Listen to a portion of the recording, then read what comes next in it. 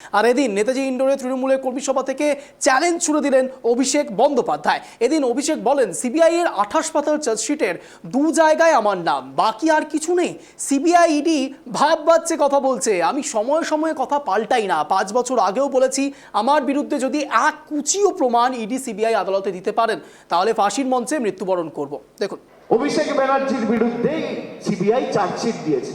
আরে আমি সকাল বিকেল কথা পাল্টাই না। 5 বছর আগে কোভিডের সময় 2020 সালে বলেছিলাম যে আমার বিরুদ্ধে যদি কোনো রকম কোনো প্রমাণ বা কোনোভাবে সিবিআই বা ইডি প্রমাণ করতে পারে বা তথ্য দিতে পারে আদালতে যে আমার প্রত্যক্ষ বা পরোক্ষ মদতে কোনো ভুল হয়েছে, কোনো দুর্নীতি হয়েছে, কেউ 10 পয়সা তুলেছে, আপনাকে চার্জশিট দিতে হবে না, সামান দিয়ে আমায় ডাকতে হবে না, ফাঁসির মঞ্চ করুন, গিয়ে মৃত্যুবরণ করব।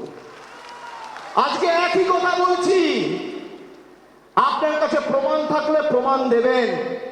আমাকে তো সিবিআই ডেকেছিল, নবজোয়ারে যখন গেছিলাম যাত্রা বন্ধ করে এসেছি, একদিনের জন্য সিবিআই দপ্তরে গেছি, 10 ঘন্টা জিজ্ঞাসাবাদ করেছে, তারপরের দিন আবার বাঁকুড়ায় গিয়ে নবজোয়ার শুরু করেছি। কাঁচকলা, আপনি কি ভাবছেন থমকে চমকে দমিয়ে রাখবেন? আমি অন্য ধাতুতে তৈরি, আপনি যত